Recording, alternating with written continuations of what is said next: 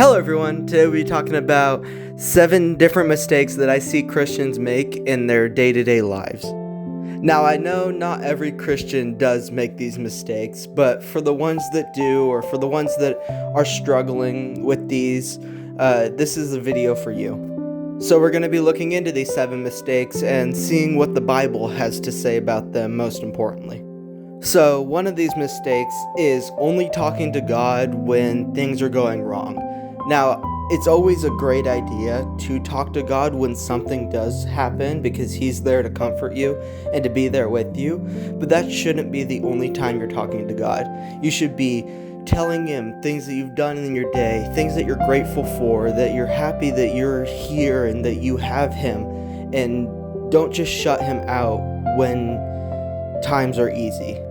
Even just praying to Him right before you go to bed and just thanking Him for the day that He gave you and that you were able to be alive for another day, and how blessed that you feel that you were able to accomplish this day and that the days on are going to be as amazing as that day was.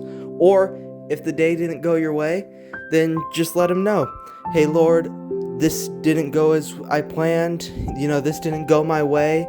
I was kind of upset about that, and just let Him know, because He'll be there to help you and to lift your spirit.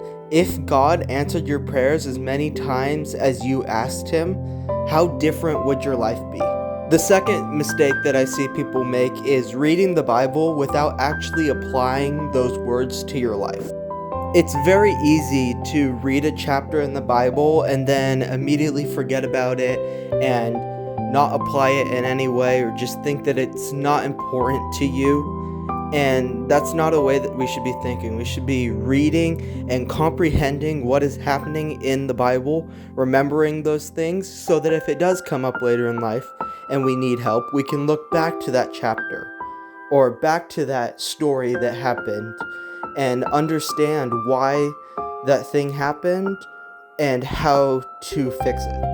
Every time you read a story or a chapter, just look back on it and kind of think, how can I apply this to my life to make my life easier or to make my life better? And if you can't find a way, then that's fine. But for those chapters that will change your life, you'll see the difference that it can make in the way that you think. This is a really big one today, and I know a lot of people, not even just Christians, but just people in general, struggle with, which is letting the world shape the way that you think about things. Social media has become so prevalent in our lives that we are kind of overrun with these kind of medias that show us things, and then it immediately shapes our mind to where we believe what we first see. And obviously with algorithms, that doesn't help at all, because then it'll continue to feed you that thing and you won't be able to think for yourself and take that moment to understand the situation or do your research and make sure that that thing is true in what you're seeing. But this isn't just social media. This is also people that you spend time around. So if you spend time around people who are negative or who constantly push away from God, then unfortunately you will probably end up the same way, because you're very influenced by people you're around and things that you see.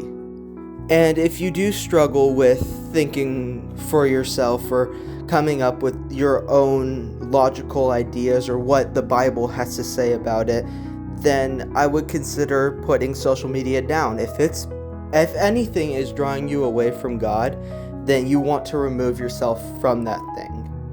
Whatever that is, whether it be a friend that's trying to push you away, or social media that's showing you different things that are making you think in different ways that are not Christ-like, then just put it down. Just ignore it. It's not what you want in your life. Another one is depending on feelings rather than on faith. And what I mean by this is there are some days that you will just feel like you're not closer to God, and there's some days that you'll feel that you're at your closest to God. And that is completely normal for Christians to feel that way.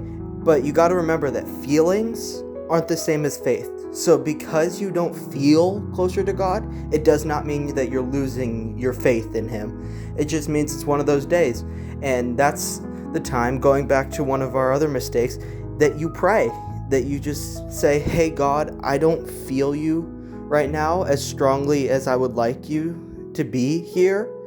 And He will answer that prayer, and you will feel closer to Him just by praying. For our fifth big mistake that people make is judging others while not looking at our own heart. What I mean by this is that there's different ways to correct someone. There's the loving way, and there's the prideful attitude way. And as Christians, what we want to do is we want to be as loving as possible when we're talking to someone who might not understand certain things. Coming at them with an attitude is only going to push them away, because it's only going to upset them and potentially ruin their day. And we don't want to do that. We want them to be happy, and we want them to be closer to God. This one's especially big when people point out other people's sins. So before you go and point out another person's sin, ask God to reveal your own sins. Because like it says in the Bible, don't point out the splinter in your brother's eye while there's a log in your own. And what that means is, like, you could be pointing out that someone is being hateful or wrathful, and they're being angry and mad at the world or mad at someone else.